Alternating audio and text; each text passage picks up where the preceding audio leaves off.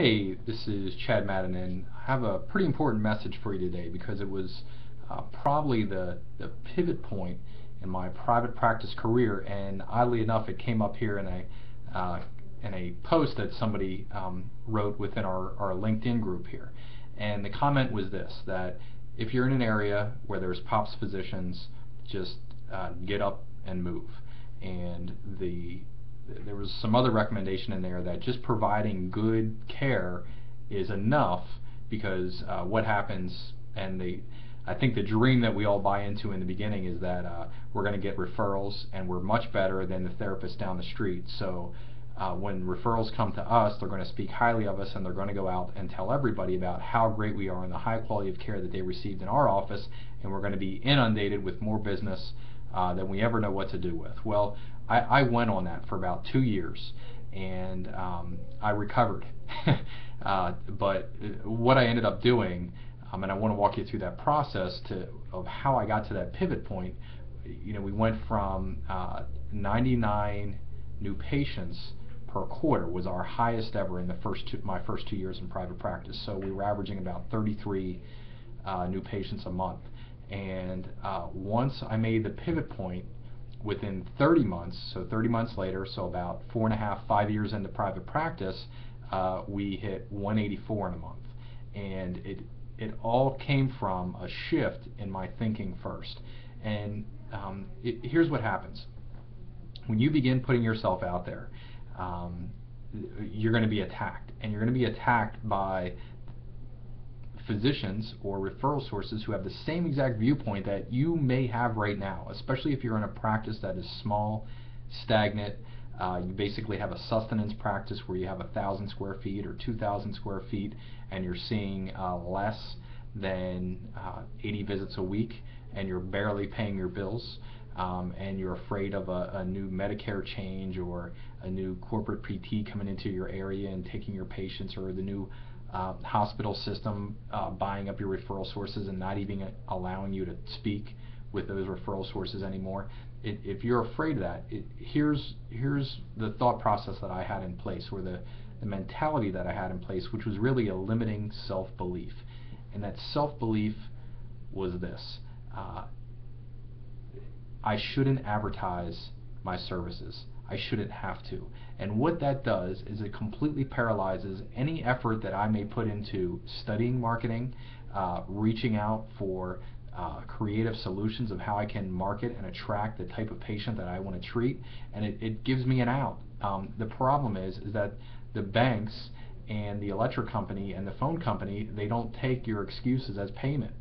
So we are in society, and until we become social medicine, which I neither confirm nor deny any support in that realm, but we don't live in that sort of economic environment. What we live in is an environment that's capitalistic as of right now, where we have to create some sort of profit if we're going to keep our doors open tomorrow. So I did a little bit of research, and I found, you can find this online, but it's May 16th, 1903, the House of Delegates, Principles of Medical Ethics from the AMA. And when I started marketing my clinic, and I got it out there, I had like a handful of physicians out of hundreds who just basically called me out and said, wow, why are you doing this?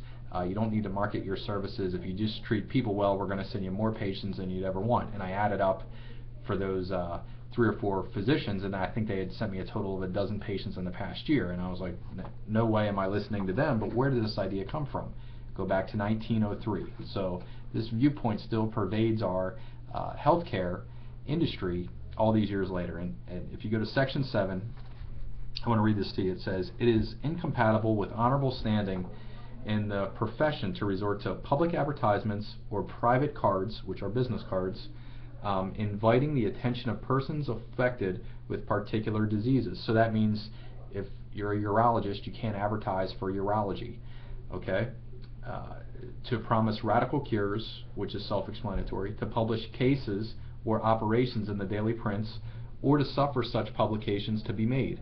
to invite laymen other than relatives who may desire to be at hand, to be present at operations, to boast of cures and remedies, to adduce certificates of skill and success, or to employ any of the other methods of charlatans.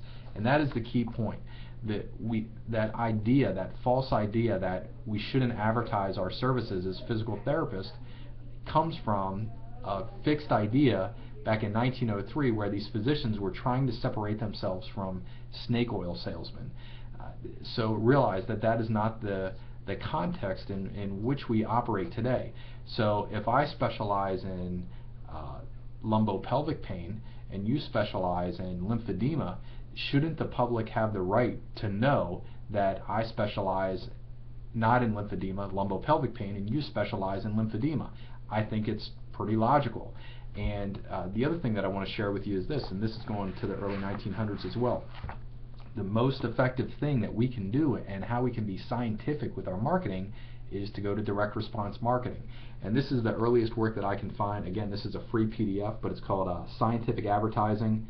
Obviously, this is a printed book, but it's available if you just search free PDF, Scientific Advertising.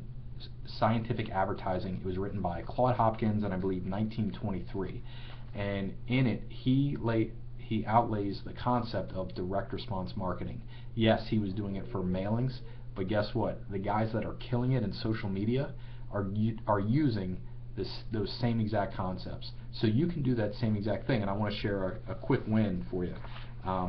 I not only have my main practice here, Madden PT, but I also have a satellite office called Gilbert Physical Therapy. So it's the same exact logo. I just have a partner in that practice, and my partner's name is Mike Gilbert, and he had tried a few things marketing-wise, and we had to get back to the basics when our back was up against the wall a little bit. And I said, Mike, you have this little television spot that you're doing monthly called Good Day PA. Why not use direct response marketing, which you're now familiar with, and promote a book, a call to action? So in Mike's 3-minute Good Day PA spot, the highest ever that he had, the highest number of people calling his office in one day was 12. Okay, so 12 people calling his office, either requesting responding to some sort of offer. So what we did was I wrote a book a few years back called Pain-Free Motion for Your Lower Back, Relief Without Medications, Injection, Surgery, and it was basically me doing this seminar for 7 years that we used to do a lot to promote our practice, and I would always treat somebody live, and I would share a few key principles that were relevant for the audience, a few key pain principles. And basically I put that into the book, so we white labeled it for Mike, and that's just where he puts his name on it. He does an introduction, and he gets to publish the book in his own name. So he made the offer, and he had 72 people call him that day. And it ended up being over 300 people in 3 months call his office and either request an appointment or request the book, which he simply gave away for free. So that's direct response marketing. And then the key to that, one of the big benefits, is that it keeps him accountable for the marketing dollars spent.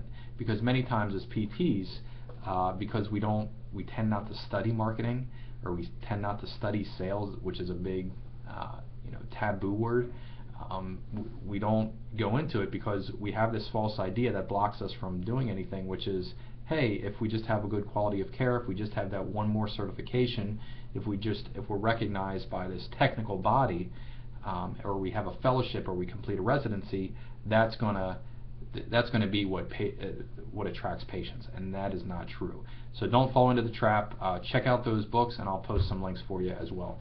Talk to you tomorrow, guys. See ya.